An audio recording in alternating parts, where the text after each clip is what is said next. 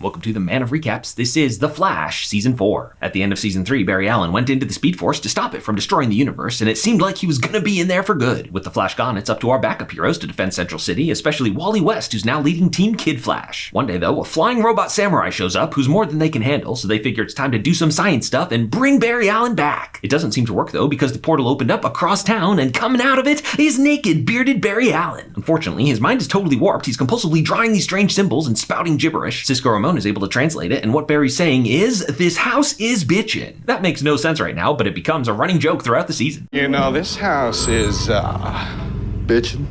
no, it's in need of some work. Wow, this house is, Bitchin'? no, small. This house is Bitchin'?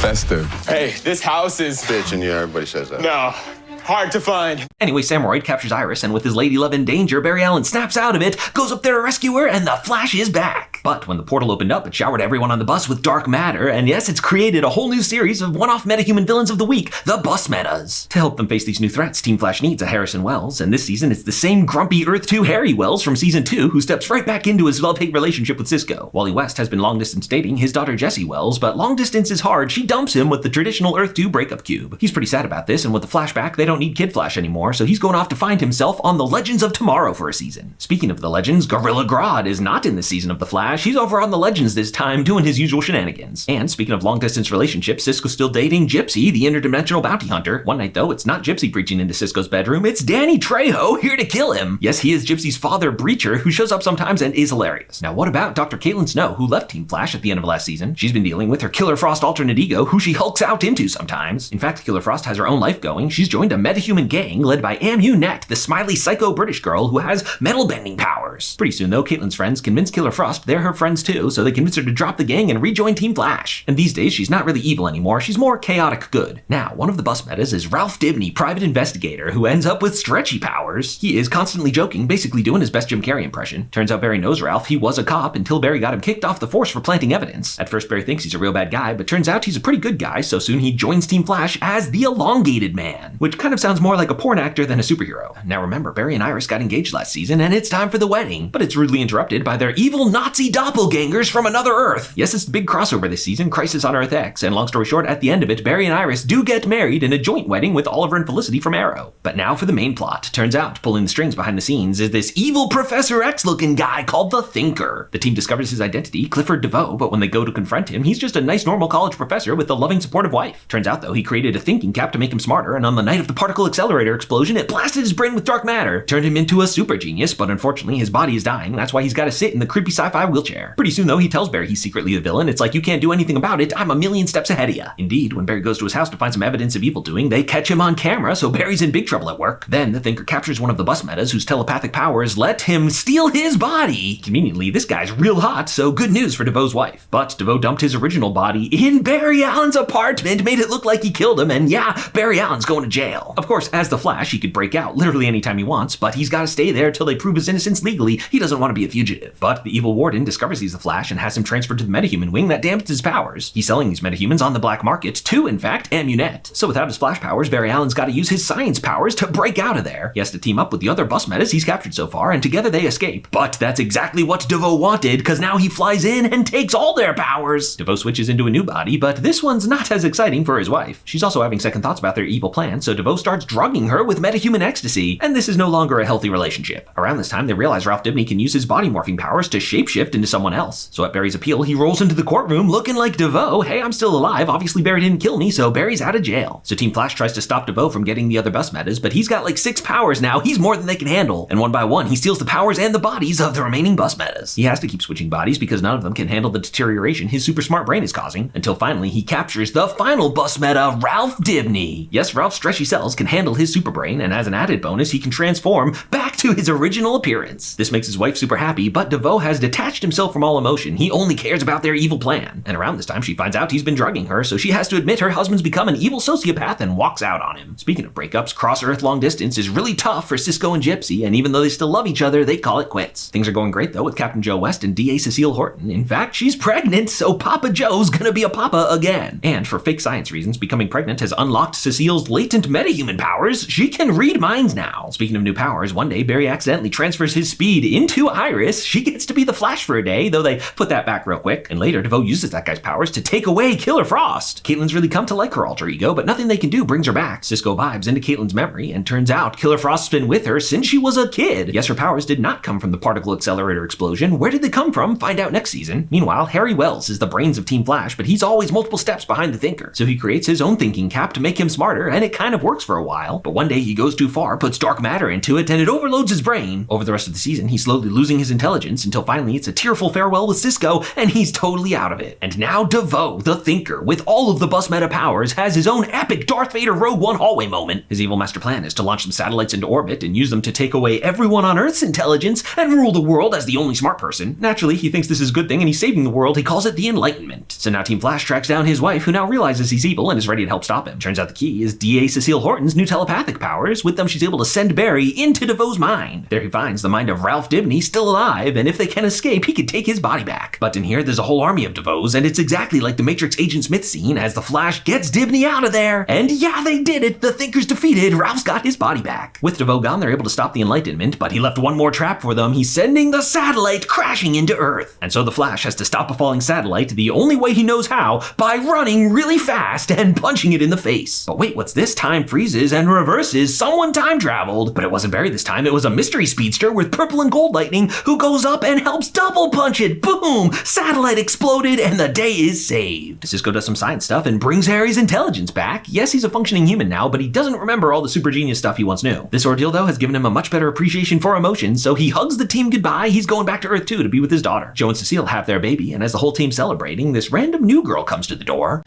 Wow, this house is bitchin'.